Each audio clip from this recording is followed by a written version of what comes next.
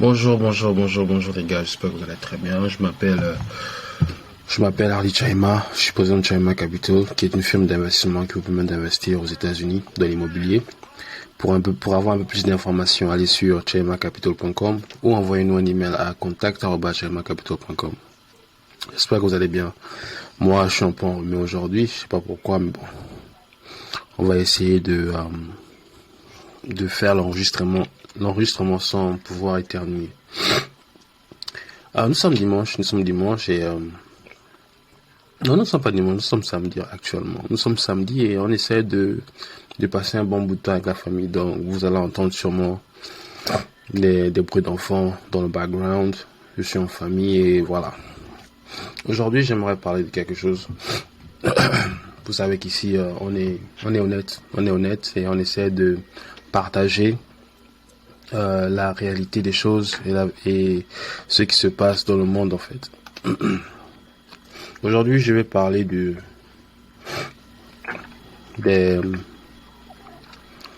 immigrants, des immigrants noirs. Et le thème d'aujourd'hui, c'est les immigrants noirs n'ont pas d'argent. Je ne veux pas généraliser parce que c'est pas tous les immigrants qui n'ont pas d'argent.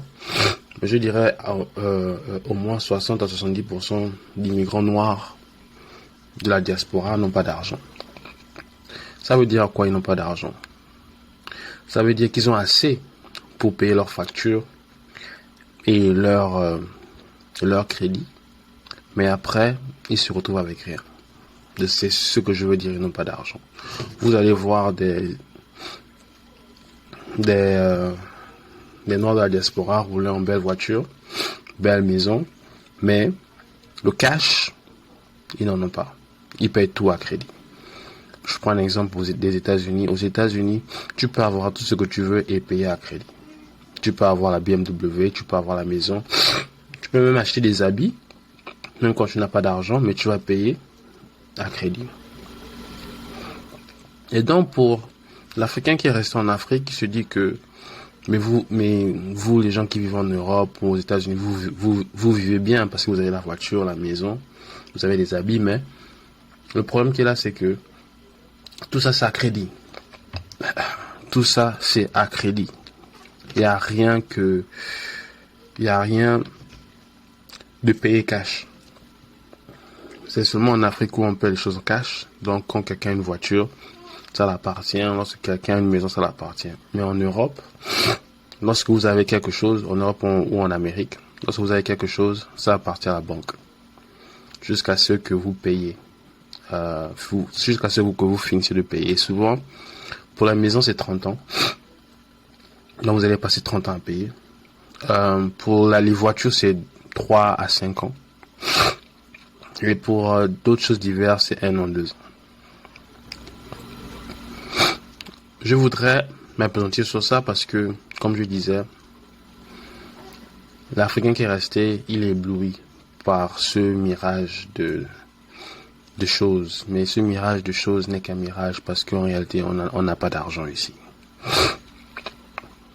Et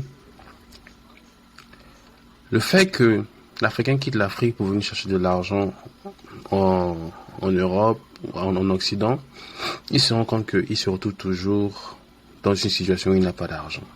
Mais à part que le paysage change. C'est-à-dire qu'à l'époque, si tu n'avais pas d'argent au pays, tu devais peut-être vivre dans un endroit sans eau courante, sans électricité, avec les herbes et tout ça. Mais en venant en Europe ou en venant en Occident, tu vas au moins avoir l'eau courante, tu vas avoir l'électricité, tu vas avoir un appartement normal, mais en banlieue. Mais tu n'auras pas toujours assez d'argent pour pouvoir subvenir à tes besoins et être indépendant financièrement. C'est pourquoi je disais, je posais la question à nous, qui sommes africains. Est-ce que notre but c'est d'être financièrement indépendant ou c'est de venir en Europe, en Occident? Parce qu'il y a beaucoup de gens qui viennent en Occident juste pour travailler. On devient des esclaves économiques ou on travaille juste pour payer nos crédits. Nos crédits qui financent notre lifestyle que vous voyez sur les photos, sur les vidéos, etc., etc. Mais financièrement, on n'est pas libre parce qu'on ne peut pas se lever un jour et dire, bon, ok, je peux avoir la famille en Afrique. Bien, ok, j'investis ou je voyage ou je prends des vacances. Parce que on est toujours sous la pression des factures. Et ce sont les réalités que l'on ne vous dit pas. Et une autre réalité que l'on ne vous dit pas, c'est que le fait de venir à l'étranger pour changer sa vie est bien, mais il faut aussi faire face aux réalités du pays. Lorsque vous venez en Europe, lorsque vous venez aux États-Unis, je prends le cas des États-Unis.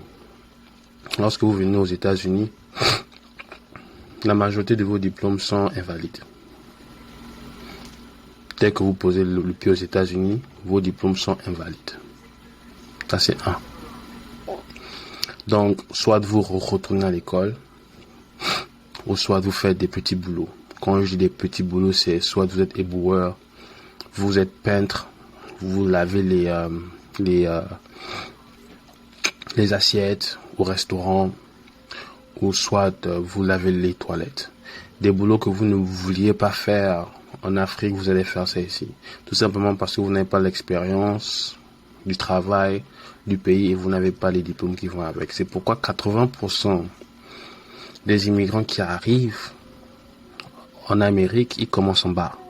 Ils sont en bas de l'échelle. On les appelle la classe ouvrière. Et une fois que vous êtes en bas de l'échelle, pour monter, cela demande des efforts extrêmes. Seulement ceux qui sont excellents arrivent à quitter la classe ouvrière pour ouvrir un business, pour retenir l'école, finir les études, etc., etc. Mais pour la majeure partie du temps, les gens qui arrivent, les Noirs, immigrants qui arrivent, restent coincés dans la classe ouvrière. Et là, dans la classe ouvrière, c'est pas comme la classe ouvrière en Afrique. La classe ouvrière, grâce au crédit, tu peux avoir une maison, tu peux avoir une voiture, mais tout ton argent va dans les factures. Tout ton argent va dans les factures. Et c'est pourquoi je conseille aux Africains, aux Noirs qui ont une situation stable en Afrique, je ne les conseille pas de venir parce que vous abandonnez un bureau, vous abandonnez un salaire bien pour venir faire des bricoles.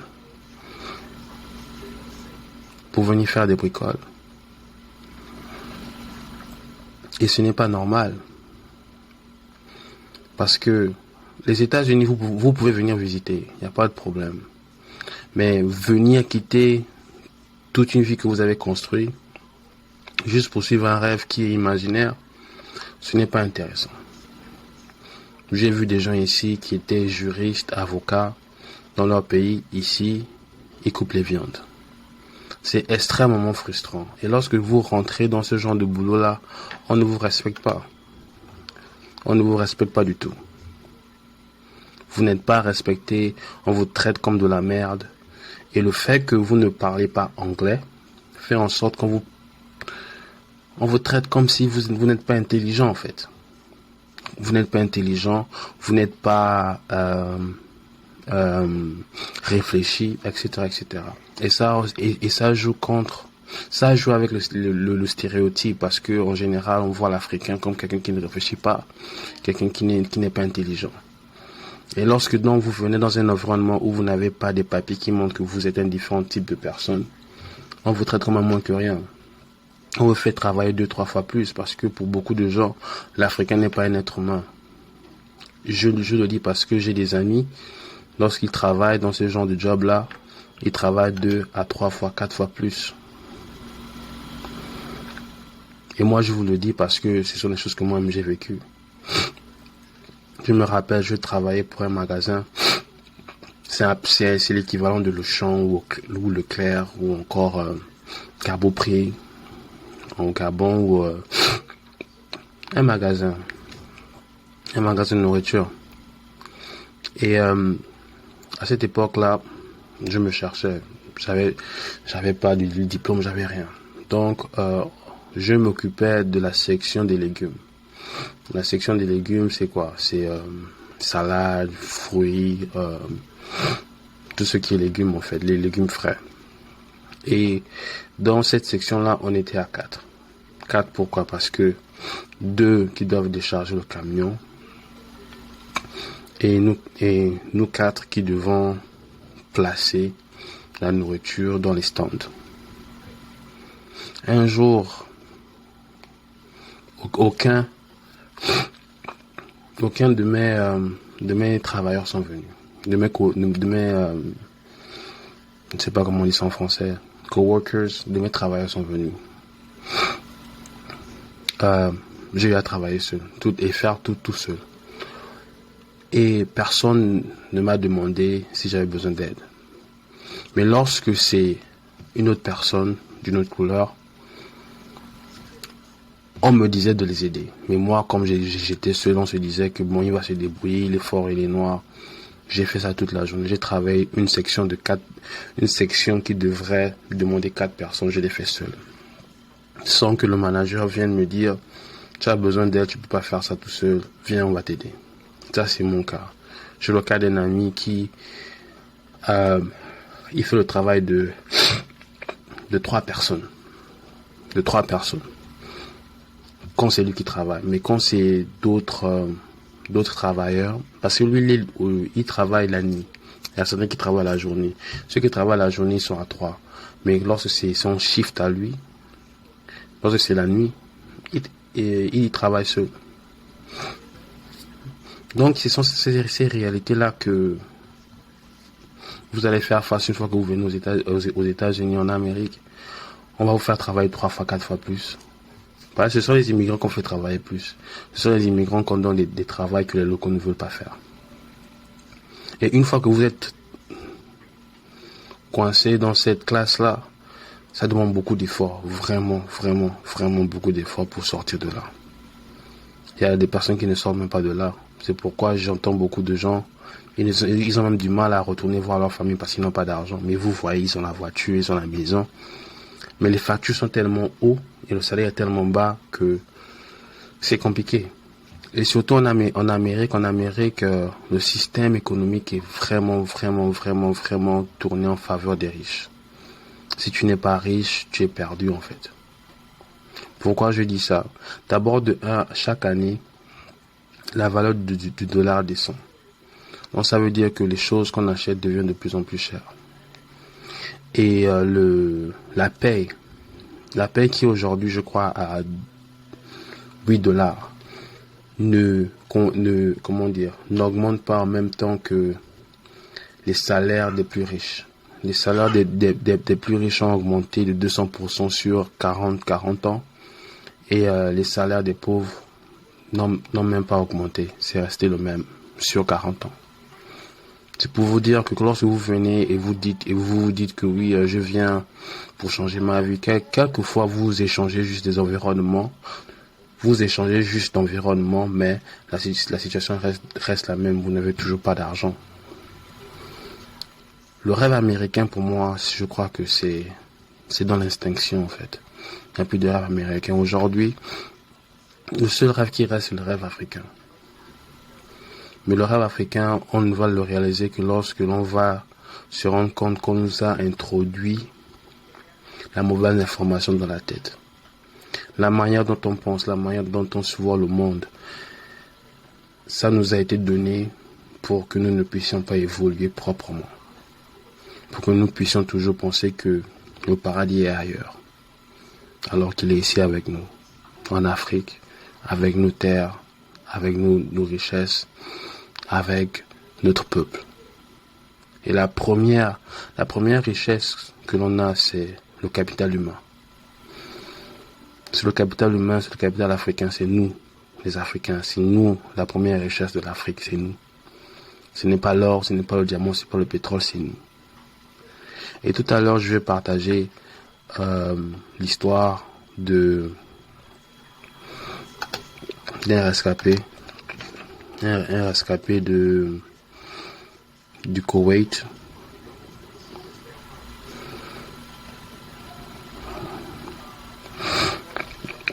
Et en fait, c'est un Ivoirien qui est parti au Koweït en pensant trouver la belle vie là-bas. Mais ça s'est pas passé comme prévu. Je vais jouer ça et je serai de retour dans quelques minutes. C'est si j'arrive à trouver ça, bien sûr, parce que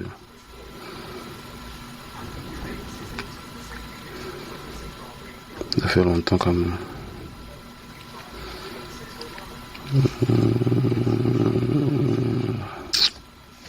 C'est pas ici, mais je vais chercher ça quand même ici. Il va rien.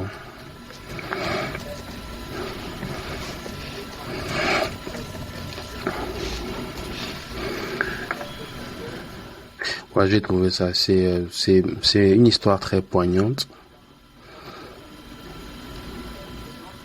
Une histoire très poignante. C'est, on va dire quoi, 30 minutes, donc je vais vous laisser regarder et peut-être à la fin, on va parler et partager ce que vous en pensez.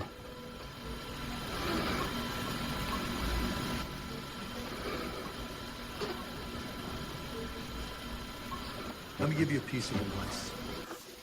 We live in a very litigious society these days. And one of the most important things you can do is incorporate. The best form of incorporation is what they call an LLC. Why do they call it an LLC? Because it limits your liability when you do business. This is your dream. Just ask yourself, how important is it to you to make this dream come true?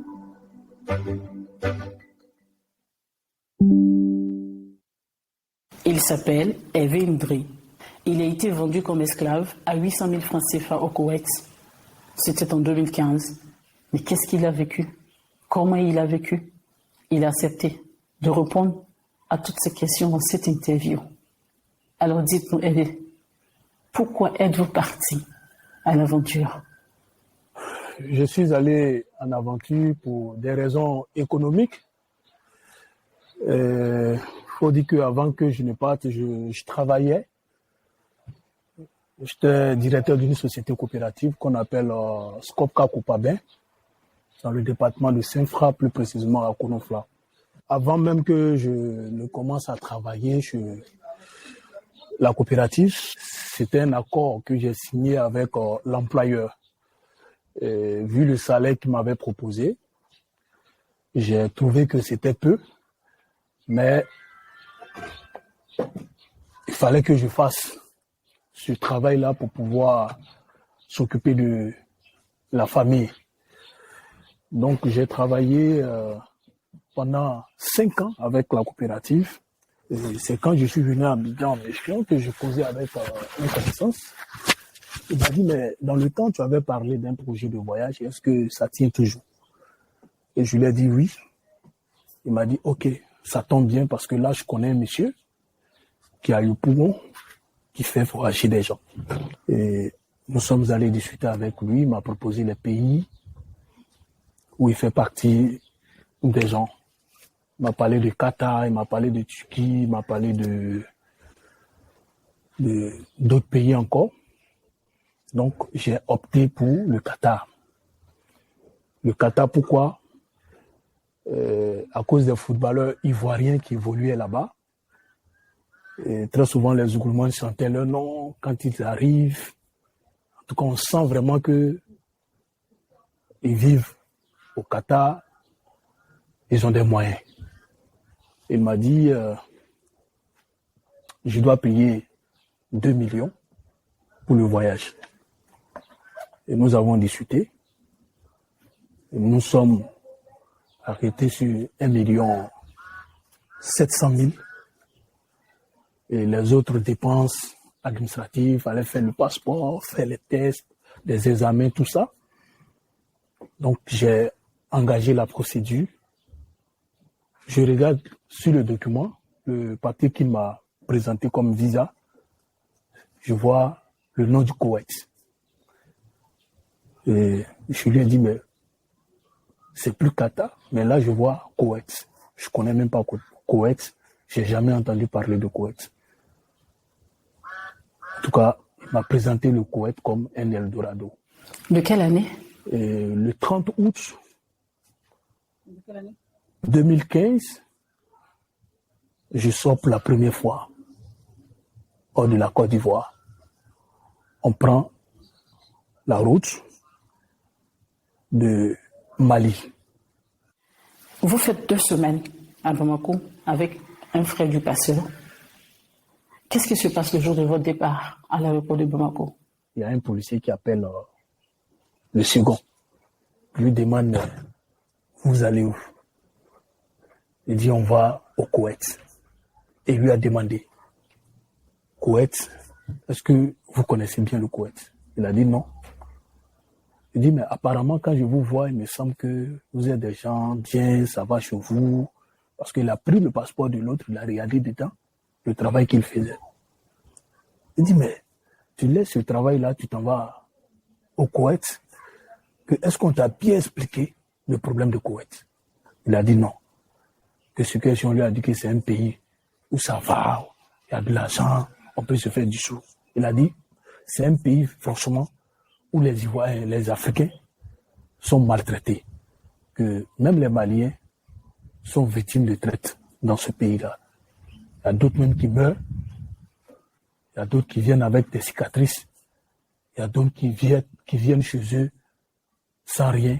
Et il a commencé à expliquer ce problème à mon second. Donc j'étais devant, je marchais. Je lui dis, mais tu attends quoi? Si on va partir? Et il m'interpelle. Il dit, Vétio, s'il te plaît, je vais te parler. Donc il vient vers moi et me dit, ah, le gars là, il m'a dit tout à l'heure que là où on va là, c'est pas bon. Hein? Il dit, comment ça? Il dit, voilà ce qu'il m'a expliqué. Il dit, mais on fait comment? Là, on a déjà dépensé, on a préparé le voyage, nous sommes à un pas du vol. On fait comment? Il dit, ah, mais Joe, on va aller, on va aller voir ce qui se passe vraiment. C'est ainsi que vous vous envolez vers la terre promise, le Koweït. Quelle a été votre surprise à l'arrivée?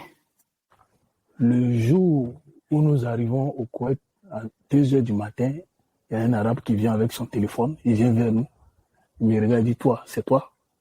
Il dit oui. Il demande à l'autre, toi, c'est toi? Oui. Parce qu'avant de prendre le vol, le passeur a pris nos photos et puis il a balancé. Donc c'est comme ça qu'il nous a identifiés, il nous prend maintenant, il nous envoie dans une maison inhabitée. À 2h du matin, et il ferme la porte, il prend les clés, il s'en va. Et dans la maison, il faisait très chaud. C'est seulement le lendemain à 16h que vous voyez le monsieur en question. Et puis il est venu, il a envoyé de la nourriture, du riz, du pain. Et il dit, mangez. Ici, là, il y a de la nourriture. Il y a de la nourriture pour vous, vous allez manger. Ici, là, vous serez à l'aise. Vous allez prendre poids ici. Même quand vous allez retourner chez vous au pays, il sera difficile pour vous de rentrer dans vos maisons. Il y a de l'argent. Il dit, on était souriants comme ça. On se regarde. Après, on finit, il dit, là où vous allez travailler, si vous savez. On dit non. Il dit, ah, on va vous envoyer au désert. Il y a les moutons, il y a les dromadaires. Il dit, aïe. On se regarde, mais on dit, c'est quelle affaire? Mon visage a changé. Il regarde l'autre, il dit, ah. Il me regarde. Il dit non. Et votre espoir devient un désespoir. 18h, il y a un autre qui vient. Il dit, montez. Il nous prend, il nous met dans son véhicule. On va sortir.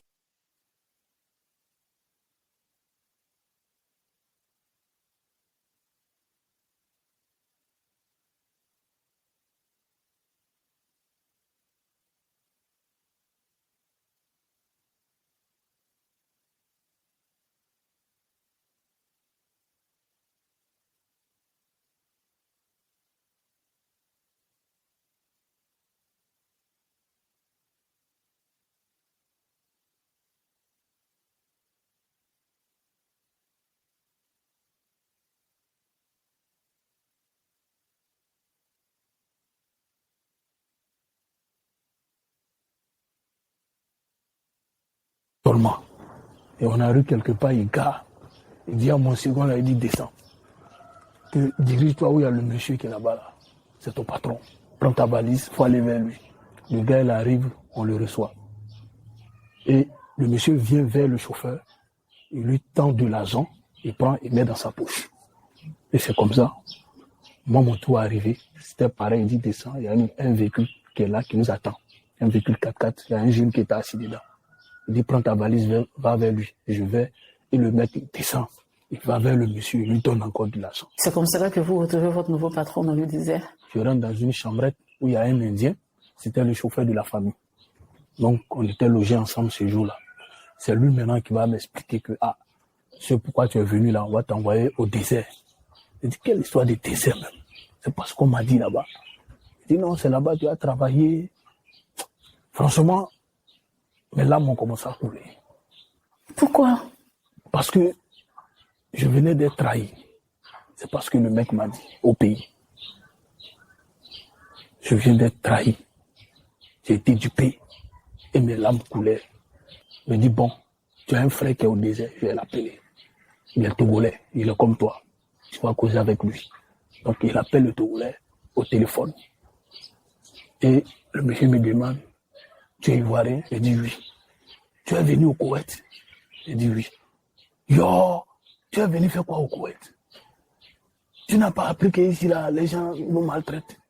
Que moi-même, je suis ici, là, on me frappe tous les jours. Mon grand garçon comme ça, j'ai femme au pays, j'ai enfant au pays. J'ai même enseigné au pays là-bas. On m'a menti que je viens travailler dans l'entreprise. On me jette dans des essais ici. On me bastonne. On me maltraite. Je ne mange pas. Je suis sale. Il a commencé à m'expliquer. Il dit, donc c'est dans ça là, moi, je vais partir. Donc, vers la fin, il me dit, yo, comme tu es venu, nous, on sera deux ici au moins. Nos peines avant, on va partager ensemble. Comment vous vous êtes senti à cet instant? Dites-moi. Il m'a soulagé, mais en même temps, je n'étais pas serein. Franchement, je n'ai pas pu supporter aussi. Et mes larmes coulaient. Le chauffeur a su que il fallait qu'il nous sépare là. Donc il a klaxonné, il dit viens, on va partir. Mais vous n'aviez pas d'autre choix que d'avancer? Donc on s'en va. Il me montre là où je vais rester. Il y avait un Indien qui est là, un Soudanais. Et je devrais rester avec eux, faire mon stage. Le stage consiste à faire quoi? S'occuper des bêtes. Les dromadaires, les moutons, tout ça là. Comment les soigner, comment les donner à manger, tout ça. Et je devrais savoir préparer leur nourriture, le repas de là-bas. Donc il y a un Indien, c'est lui qui me montrait la cuisine, tous les petits boulots, c'est lui qui me montrait comment il faut faire. Maintenant, il fallait aussi apprendre à parler la langue arabe. Donc j'avais un agenda qui était là, c'est dans ça que j'écrivais les choses et j'apprenais un peu. Quand je finis de travailler, puis je commence à apprendre à parler la langue. Donc, quand mon patron, c'est-à-dire qu'il m'a envoyé chez son père là-bas pour aller apprendre à faire tout ça. S'il constate que tout va bien, il va m'envoyer maintenant chez lui. Le stage réussi. Vous êtes affecté à votre nouveau poste. Pour combien travaillez-vous? Il attend le mois fini. Je lui rappelle et me dit plus jamais ça. Le jour où tu me parles de salaire encore, je te tue. Il dit quoi? Il dit le jour où tu me parles de salaire encore, je te tue. Il dit j'ai la famille au pays là-bas. J'ai femme, j'ai enfant. Il dit je m'en fiche. Femme, enfant, toi-même, je m'en fiche parce que tu n'es pas cohésien. Tu n'es pas mon frère. Je te dis ici là, si tu t'amuses là, je vais t'abattre ou je te vends à quelqu'un d'autre pour avoir de l'argent. Parce qu'il vous a acheté? Parce que je t'ai acheté à 450 dinars, voire 800 000. Il dit tu m'as acheté? Il dit oui, je t'ai acheté. Il dit non. Que moi-même pour venir ici là, j'ai dépensé. Celui qui m'envoie là, je lui ai donné de l'argent pour que je vienne. Il dit lui aussi il a payé l'argent. Donc il fait de moi ce qu'il veut. Et donc c'est à ce moment précis que vous apprenez que vous êtes esclave, son esclave. Je commence à travailler entre 5 heures jusqu'à 2 heures du matin. Je tourne dans le sable, dans le désert. Je continue à donner de quoi manger aux animaux. Tant que lui il est là, il ne veut pas me voir. De toute façon, je suis assis comme ça là. Il ne veut pas me voir assis. Donc, s'il est assis là, je dois chauffer son thé, café, tout ça, qu'on appelle chai kawa, pour lui donner. Il boit jusqu'à arriver au milieu. Ça ne refroidit pas. Il dit, il faut verser ça, va préparer encore autre pour m'envoyer. Ça ne veut pas te voir être tranquille, assis pour te reposer. C'est pas normal. Donc, c'est comme ça que je souffrais. Et la partie même où vraiment j'ai senti qu'ils étaient prêts à tout faire, c'est le jour où ils m'ont poursuivi avec leur véhicule 4x4. Pourquoi? Parce qu'à un moment donné, je ne me sentais plus. La santé, tout cela. Et je me plaignais de douleur. On m'a envoyé à l'hôpital quand je suis tombé. Et j'arrive, j'ai fait 3 jours à l'hôpital. J'arrive le même jour, on dit d'aller travailler, de soulever les sacs. aller donner de quoi manger aux bêtes et tout ça. Franchement, ça ne m'a pas plu. Et j'ai commencé à me révolter. Et de cette révolte, vous frôlez la mort. Un jour, j'étais là, je travaillais, puis il a commencé à rafaler. Il rafale et puis il m'appelle tard, tard. Comme si quelqu'un qui venait de prendre drogue. Chouve, on t'a vu, tu es dans ta mort. Même quand il tirait là, sa femme était dans la tente et puis elle est sortie. Elle a eu peur, elle dit, mais il y a quoi? Donc, elle voyait son mari trembler comme ça. Mais elle ne pouvait rien dire là. Elle dit, tu vois les balles, comment ça traverse la carrosserie du véhicule là? Elle dit, oui. Elle dit, t'as mis, je mets le plomb là sur toi. Elle dit, je pistolet là, je mets arme là sur toi, je tire sur toi. I want help. Chien, va travailler. Aïe. J'étais plus en moi-même. Je tremble comme ça. Mais le jour où ils ont pris les 4x4, là c'était son papa lui-même. Il allait lui dire que mon type là ne veut plus travailler, qu'il est seul, il est fatigué, tout ça. Donc le monsieur, pour moi, il venait régler le problème. Là, il est venu pour me tuer. Et j'étais là et puis il prend. Il y a une voix même qui m'a dit d'ailleurs, le monsieur là, il ne faut pas t'approcher de lui, il va te faire quelque chose. Effectivement, il a enlevé sa veste, la canne là, ça venait sur mon front. Et j'ai feinté. Il dit pourquoi? Lui veut me taper et puis je ne m'arrête pas là pour qu'il me tape. Moi, ces moutons là sont mieux que moi. Ces animaux sont mieux que moi. Ce qu'il veut faire là, il faut que je m'arrête là, il va faire. Il dit, ah bon, il dit, donc je vois le gars passer vitesse. Il va derrière moi, il vient sur moi, avec le véhicule. J'ai fui, je suis allé me mettre derrière un conteneur. Il crie comme ça, il dit, pourquoi lui veut me tuer et puis moi je fuis? Je fuis pourquoi? De venir, il va me tuer. Je suis sorti, je suis venu m'arrêter, il passe vitesse 2 fois, il dit, ah, même si vous voulez me tuer là, peut-être vous allez m'attacher, vous allez me tuer ou bien vous allez tirer sur moi. Mais je ne peux pas m'arrêter. Puis vous allez prendre une voiture pour marcher sur moi, ça c'est pas possible. Donc il tremblait comme ça. Il m'a mis en garde. Il dit aujourd'hui là, je suis venu te dire que faut t'apprêter. La prochaine fois, quand je vais entendre que tu ne veux pas faire ça, tu ne veux pas faire tes travail, là je viens pour te tuer. Sans attendre une prochaine fois, vous avez pris la poudre d'escampette sans vos papiers. Les papiers étaient avec eux. Là, c'est la moindre des choses. Quand tu arrives, la première des choses, ils prennent sur toi, ce sont tes papiers, ton passeport, ils bloquent. Là, maintenant, quand ils te maltraitent, là, si tu veux, il faut fuir. Tu deviens sans papier. Donc, quand j'ai expliqué, moi, mes déboires, elle a dit tout. Ça, là, je vais parler, j'ai créé un groupe WhatsApp, je vais parler de ça. On voit ce qu'on peut faire pour toi. Donc, quand il a expliqué mon cas dans le groupe, il y a l'attaché du protocole de l'ambassade de Centrafrique qui était dans le groupe, qui a fait un audio pour dire, dites à mon frère, Ndri, je ne le connais pas, mais là où il est vraiment en danger. Si ça m'amuse, je vais le tuer. Car déjà, prendre toutes ces mesures, comment il va faire, s'arranger pour quitter les lieux là. Dès maintenant, il faut qu'il s'apprête. Mais je ne connais pas le pays, je fais comment pour fuir. Je suis dans le désert, je ne sais même pas là où je suis. Comment vous faites alors? Il attendait le jour où son patron aussi ne sera pas là. Il va prendre la voiture. Leur voiture, parce que lui, il était chauffeur. Il va prendre la voiture pour aller me chercher. Donc c'est comme ça qu'on a fait le programme. Je m'apprêtais maintenant à quitter les lieux. Parce que ces derniers temps, tout ce qui s'est passé là, peut-être c'est maman, les gens en voulaient. Deux fois, mais ils viennent 15-20. Quand ils viennent, on dit de préparer, ils vont manger. Ils laissent la nourriture en ville là-bas, et puis ils viennent dans le dernier, il faut préparer, je prépare. Quand tu finis, on dit, il faut aller faire ça. Je tourne sur moi dans le sable là. Pas de repos. 24 sur 24, tu tournes. Et c'est comment au Koweït? Comme un robot. C'est le désert. Il fait très chaud quand il veut faire chaud. Il fait froid aussi quand la fraîcheur arrive. Les deux sont à l'extrême. Et c'est comme ça que je tourne. Et quand il a dit tu es fatigué, ça ne va pas, il dit il ne peut pas s'imaginer qu'un homme peut être fatigué. C'est déjà, il ne travaille pas. Il prend son temps.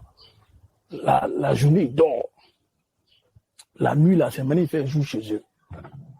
Ils vont boire leur thé qu'on appelle Taïgawa. Ils vont faire Dawania, ils sont assis. 20 personnes, 15 personnes. Ils sont dans les boubous, là, ils sont assis là. Manger, boire thé. Aujourd'hui, là, moi, il ne dort pas ici. Et après, ils ont envoyé un Soudanais.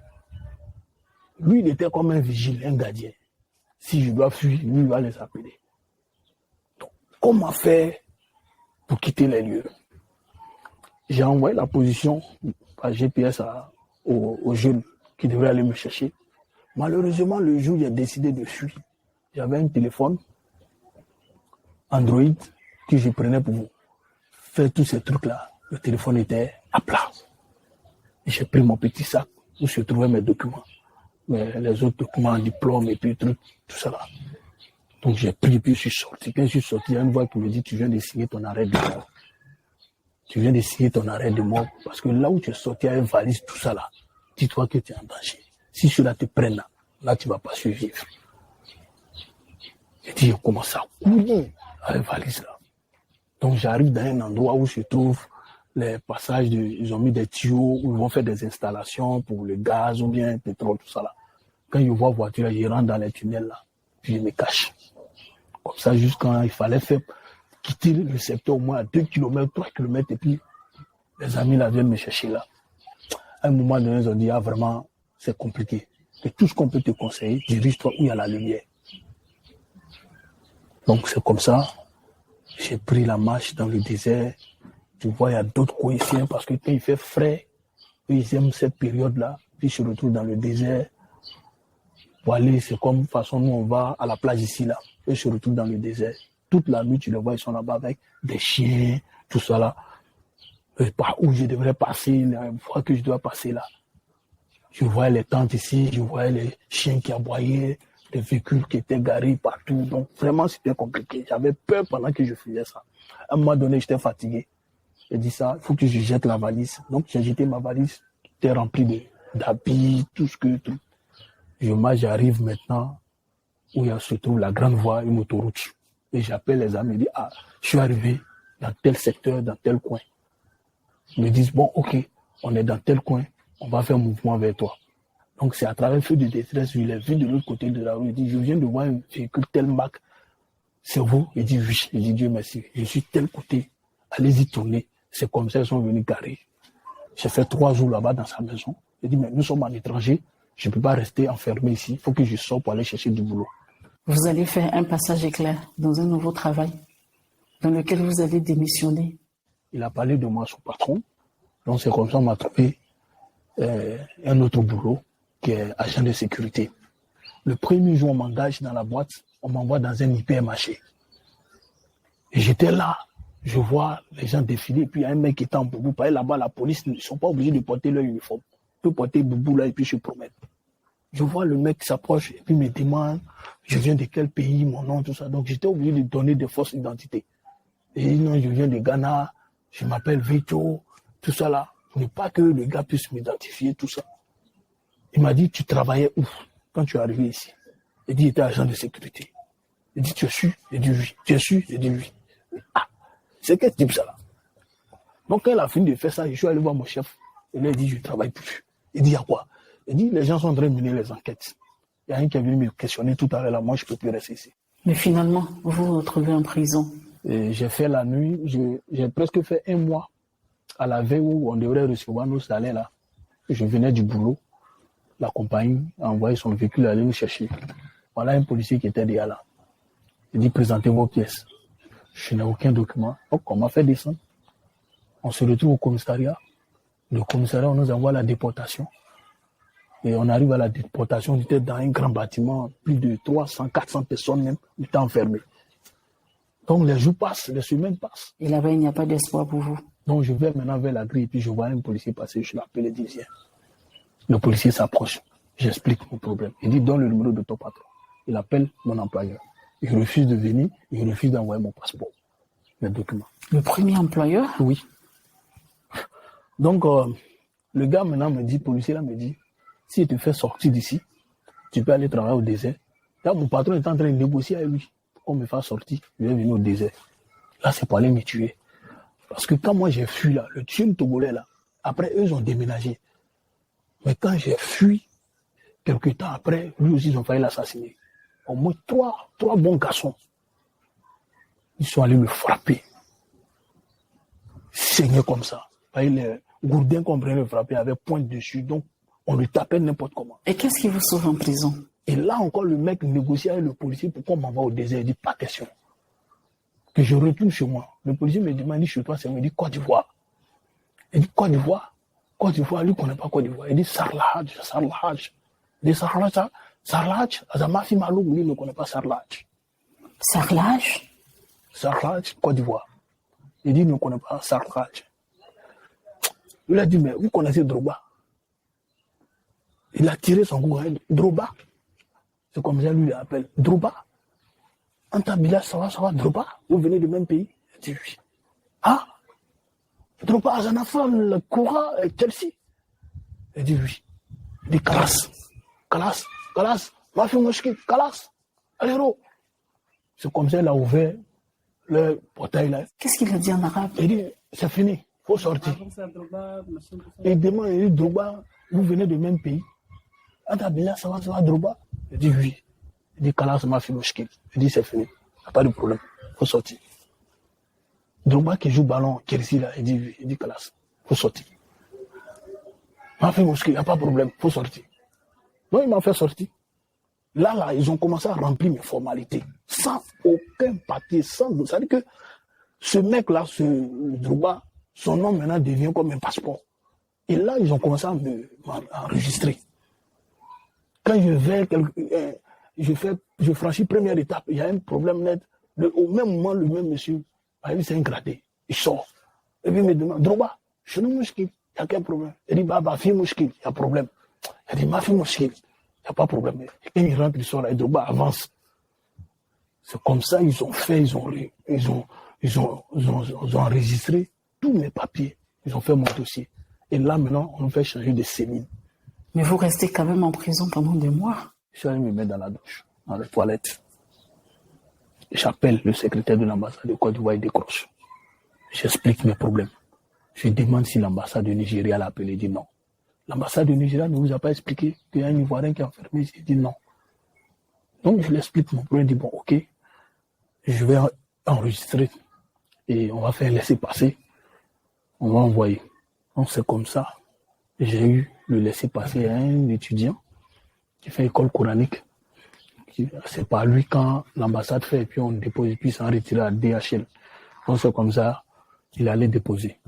Donc j'étais là, on dit Drogba, il y a quelqu'un qui est là, il veut te voir. Je vais, voici le jeu. Il dit, je suis venu déposer ton laissez-passer. J'ai demandé au directeur de la déportation. À présent, ils ont dit que toi, tu n'as pas de problème. Ton dossier est pro. Donc, tu peux voyager à n'importe quel moment. Et votre famille dans tout ça, est-ce qu'elle est informée de tout ce que vous viviez? La famille ne savait pas. Il y a des fois, je pleure pour me consoler. Il y a des fois, vraiment, quand les pensées viennent comme ça me fatiguait. Donc, je traversais vraiment un moment. C'est vrai que grâce au nom de Drogba, les gens m'appelaient à gauche, à droite. Viens, tiens ça, machin, tout ça pour manger. Finalement, c'est vers Dieu que vous retournez pour que cette situation se décante. Un jour, j'ai pris une décision, un mercredi. J'ai dit, je suis fatigué, il faut que je quitte celui-là. Et j'ai pris un moment de jeûne. J'ai commencé à prier. J'ai prié le soir. Je romps le jeûne. J'ai dit, dans ma prière, j'ai dit comme ça que Dieu, vraiment, je suis fatigué. Et je sais pas si ma présence ici, ça doit apporter quelque chose dans mon pays. Mais franchement, là où je suis fatigué. Il faut m'aider à retourner. Que d'ici dimanche, moi, je retourne en Côte d'Ivoire. Dimanche, je sais que tu peux faire. Mon papier à l'heure là où je prie là, je vois mon papier, ça est dans le tiroir là. Donc ça veut dire que le directeur a oublié. Dis-lui pendant que je parle, quand le levé va déposer sur le bureau et signe mon document, dimanche je retourne en Côte d'Ivoire. Mercredi, jeudi, vendredi, samedi, dimanche on m'appelle. Je suis là, j'entends mon nom, Drogba, vers le portail. Safa, tu voyages, tu t'en vas au pays. On vient m'informer. Je dis à l'instant T, j'étais tellement heureux. Je suis allé, j'ai soulevé mes petits trucs, puisque j'ai jeté ma valise. Donc j'étais là, j'ai arrivé le portail, celui qui est venu m'informer, il dit, tu as connu un mec ici. Il vient de quel pays là, même le pays là, c'est en Afrique ici là, ils sont vers l'île Maurice, Madagascar. Il dit, il y a un jeune malgache. Il dit qu'il est rentré ici là, tu es son ami. Tu es devenu son ami, en tout cas, tu l'as beaucoup aidé. Il a laissé une valise pour toi. Il m'a dit, dis-toi, c'est parce que tu es mon gars, j'aime ton affaire. Sinon, ça là, nous on prend. Mais je t'informe moi-même que ça est en bas. Une grande valise, il a réservé ça pour toi. Il dit, tu peux prendre tout ce qui est dedans là, pour prendre, tu vas au pays avec. Donc c'est comme ça, je descends, fini de remplir les formalités, tout ça. J'arrive, voilà la valise. C'était plus grand que pour moi ce que j'avais. Puis j'ai acheté. Et quand vous arrivez en Côte d'Ivoire? Et j'arrive en Côte d'Ivoire en avril Quelle année? 2016. Vous avez vécu combien de temps là-bas? J'ai fait 6 mois. 6 mois. Tout ça en 6 mois? J'ai fait 6 mois. On peut dire que vous avez eu beaucoup de chance. Et dites-moi, Hervé, quand l'avion atterrit, comment vous vous sentez? J'arrive à Abidjan, j'ai d'abord prié. J'ai dit merci Seigneur pour tout ce que tu as fait. Je suis arrivé chez moi. Et j'ai eu un soulagement. J'ai eu un soulagement. Et j'étais vraiment rempli de joie, ému de joie. Parce que là, je viens de sortir. Pour moi, je viens de sortir de l'enfer. Et je suis arrivé dans mon paradis. Je suis arrivé chez moi, ma terre natale. Là, je venais d'être délivré, libéré, sorti vraiment de l'enfer. J'étais tout heureux. Après, on dit la police est venue te chercher. Je dis quoi? La police encore? Je sors dans les histoires de police, j'arrive chez moi encore. Non, mais là, attends, il y a quel problème? Quand ils m'ont interrogé, le capitaine dit non, ce problème nous dépasse, nous tous. Et on va appeler le commissaire. Le commissaire est venu lui-même, m'a interrogé. Quand il a fini par, il dit non, c'est trop fort, lui va m'envoyer à la DST. Pourquoi? Qu'est-ce qu'on vous reproche? Qu'est-ce qu'il y a de louche dans cette histoire? Non, au fait, il s'étonne qu'un Ivoirien soit traité de cette manière. Donc, soit mon interrogation va les aider à tracer demain si l'État de Côte d'Ivoire décide de mener vraiment la lutte contre ce trafic-là. Donc, c'est comme ça que je suis arrivé à la DST et ils m'ont interrogé. C'est 22 ans m'a livré, je suis rentré. Est-ce que quelqu'un vous a... Vous pouvez suivre la suite sur la RTI de son témoignage. Et juste tout ça pour vous dire que il a dit que le paradis c'est chez lui en fait. On nous a menti que le paradis était ailleurs. On nous a vendu des rêves parce que c'est son ami qui lui a dit on s'est fait de l'argent là-bas. Il ne s'est fait aucun argent. C'est triste. J'ai presque passé 47 minutes. Donc je ne vais pas vous garder un peu plus longtemps. C'est juste pour vous dire que le paradis, c'est ce que l'on construit. Les autres ont construit leur paradis, c'est à nous de construire le nôtre chez nous. Parce que si on n'arrive pas à construire notre paradis chez nous, ils vont venir acheter notre paradis et nous on va louer.